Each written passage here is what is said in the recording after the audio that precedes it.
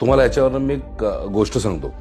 एकदा एक वडील आपल्या मुलाला आईस्क्रीम पार्लरमध्ये घेऊन जातात आईस्क्रीम घ्यायला. त्या मुलाला बघतो भरपूर वेगळ्या प्रकारचे आईस्क्रीम देत.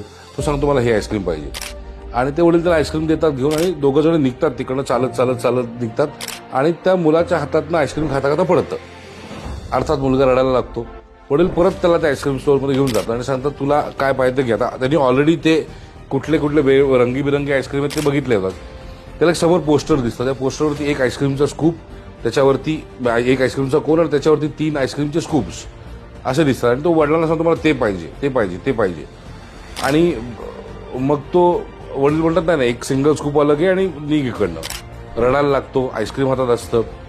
त्यावेळेस त्याला वडील एक गोष्ट सांगतात की तुला 3 स्कूप्स हँडल करायचे होते पण तुला एक सिंगल स्कूपचं आईस्क्रीम पण हँडल नाही करता आलं. देव पण असाच आहे. देव तुम्हाला तेवढंच देतो जेवढं तुम्ही हँडल करू शकता.